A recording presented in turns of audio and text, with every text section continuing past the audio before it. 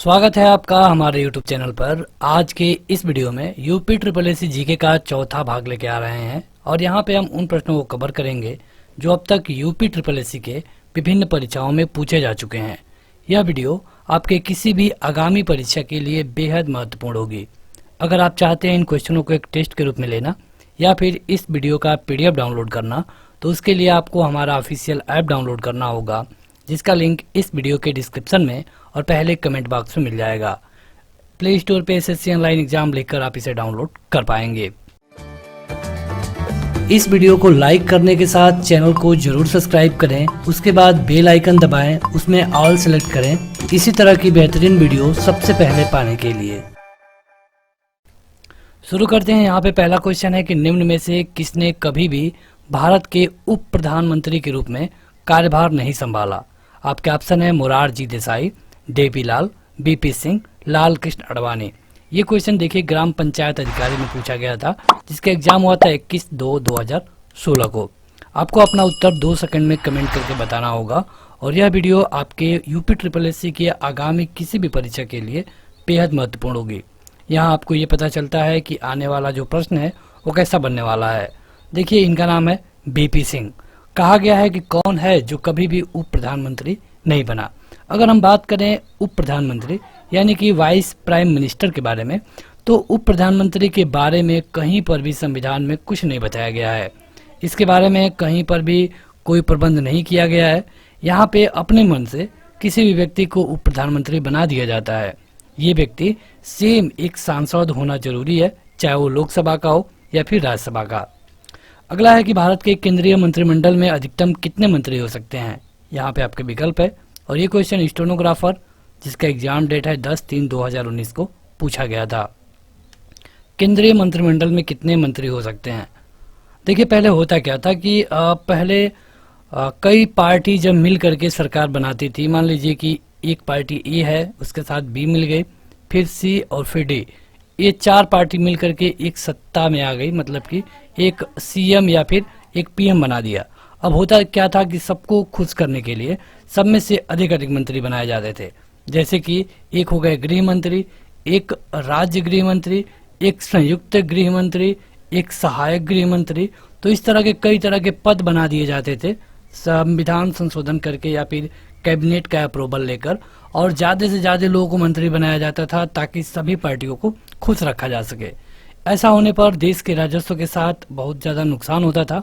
इसे देखते हुए लोकसभा में एक बिल लाई गई और इसके अनुसार कहा गया कि लोकसभा की कुल संख्या का 15% ही मंत्री बनाए जा सकते हैं।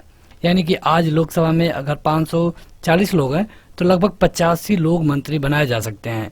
85 या 86 ये जो भी नंबर होगा, इसमें प्रधानमंत्री को जोड़ा जा चुका है। मतलब ऐसा नहीं है कि इतने मंत्री आप बना दिए और ऊपर से एक प्रधानमंत्री बना दिए। अगला है कि संसद के खर्च किसके द्वारा नियंत्रित किए जाते हैं, और आपका ऑप्शन है राष्ट्रपति, वित्त आयोग, प्रधानमंत्री या फिर नियंत्रक और महालेखा परीक्षक। ये क्वेश्चन UDA LDA 29/11/15 में पूछा गया था। देखिए कहा जा रहा है कि मतलब कि संसद का खर्च हमेशा और हमेशा नियंत्रक और महालेखा परीक्षक कंट्रोल करता है, मतलब कि देखता है। और होता क्या है कि ये देखने के बाद अपनी रिपोर्ट जमा करता है प्रेसिडेंट ऑफ इंडिया के पास, मतलब कि राष्ट्रपति के पास। राष्ट्रपति इस रिपोर्ट को, यानी कि जो भी खर्चे हुए हैं, कहीं के भी जो भी खर्चे हुए हैं, उसको लोकसभा में रखवाते हैं। अगला है कि भारत सरकार का प्रथम विधि अधिकारी कौन होता है। प्रथम विधि अधिकारी के बारे में पूछा गया है। देखिए भारत सरकार का प्रथम विधि अधिकारी होता है अटॉर्नी जनरल ऑफ इंडिया। विधि अधिकारी का क्या मतलब है? कानून अधिकारी। वैसे तो भारत के पास एक कानून मंत्री होते हैं, लेकिन ये मंत्री जी होते हैं, ये अधिकारी नहीं होते। इसमें होता क्या है कि सुप्रीम कोर्ट या फिर हाई कोर्ट में भारत सरकार का पक्ष रखने के लिए अटॉर्नी जनरल ऑफ इंडिया को नियुक्त किया जाता है। ये question UP triple S C के जूनियर इंजीनियर तकनीकी 31/7/2016 में पूछा गया था। भारत सरकार का मुख्य विधि अधिकारी कौन होता है। अभी आपने देखा कि यहाँ पे पूछा गया था पिछले वाले क्वेश्चन में कि प्रथम विधि अधिकारी, तो ये है अटॉर्नी जनरल ऑफ इंडिया, और यहाँ पे पूछा गया है मुख्य विधि अधिकारी। तो यहाँ पे आपके विकल्प अलग अलग हैं, कमेंट करके बताइए। ये ग्राम पंचायत अधिकारी 4/12/16 में पूछा गया था। देखिए ये होते हैं महान्यायवादी। आप कंफ्यूज मत होइए, महान्यायवादी और अटॉर्नी जनरल ये दोनों अलग अलग हैं। अगला है कि केंद्रीय सतर्कता आयुक्त अपने पद पर बना रह सकता है कब तक।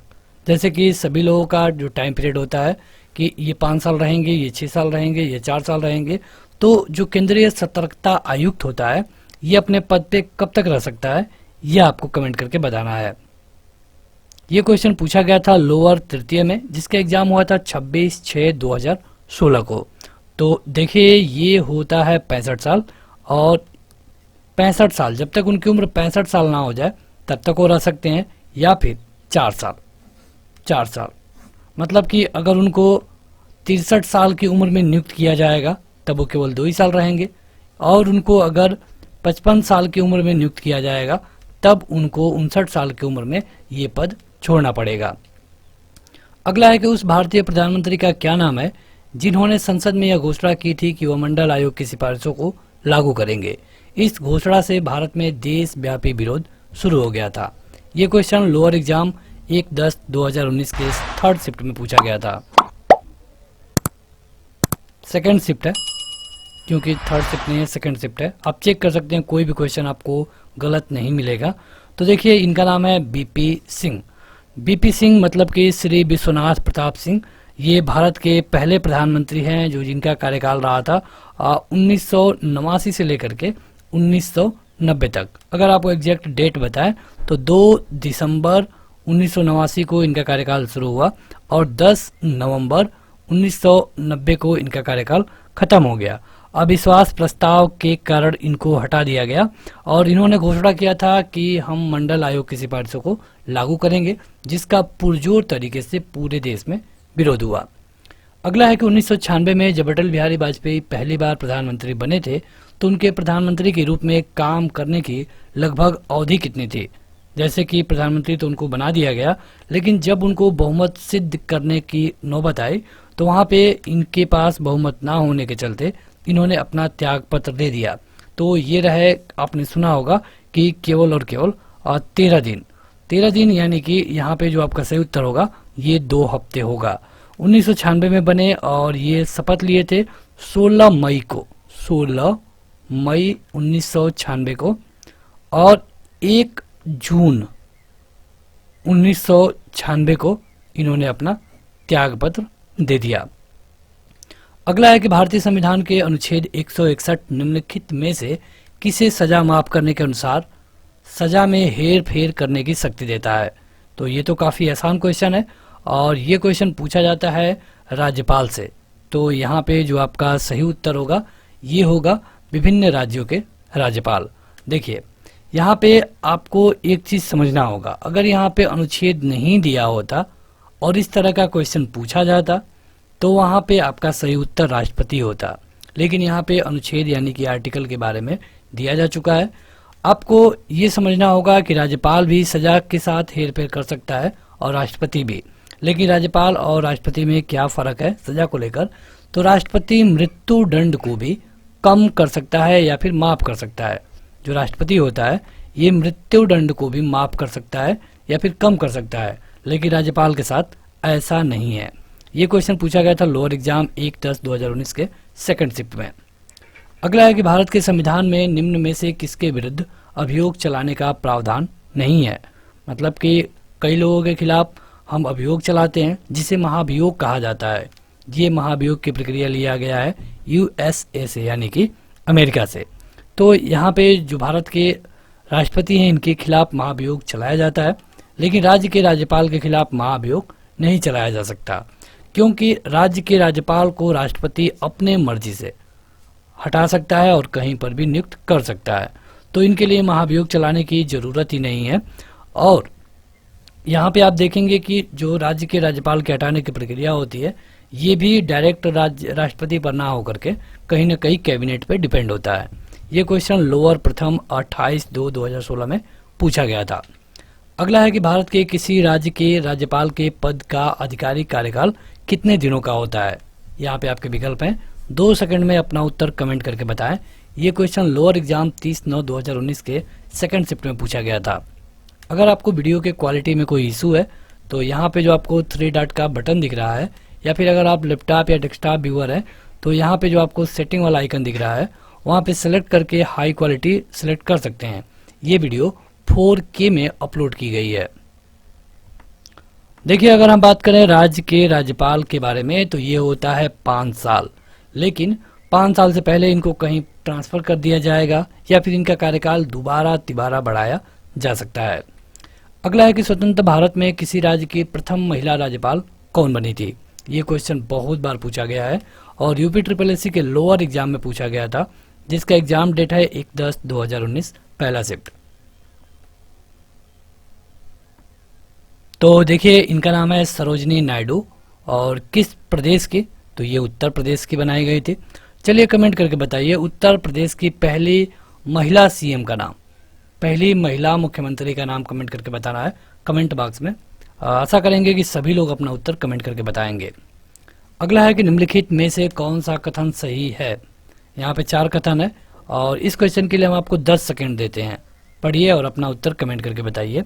ये लोअर सेकेंड के री एग्जाम में पूछा गया था, ये एग्जाम डेट है।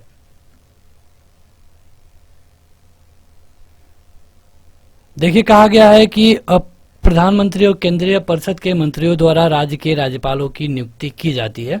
तो ये कहना बिल्कुल गलत है, क्योंकि यहाँ पे केंद्रीय कैबिनेट तो करता है लेकिन डायरेक्टली नहीं, जिस तरह यहाँ पे लिखा गया है उस तरह नहीं। केंद्रीय मंत्री परिषद के द्वारा राज्य की राज्यपाल की नियुक्ति की जाती है। तो ये भी जो आपका उत्तर है बिल्कुल गलत है। राष्ट्रपति के द्वारा राज्य के राज्यपाल की नियुक्ति की जाती है, ये उत्तर आपका सही है। अगला है कि भारत में किसी राज्य के राज्यपाल का नियुक्ति प्राप्त अधिकारी निम्नलिखित में से कौन होता है। प्राधिकारी है ये, यहाँ पे ये प्रा इसके साथ जुड़ जाएगा।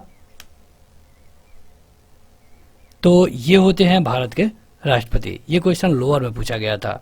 अगर हम शिफ्ट की बात करें तो ये पहला शिफ्ट था।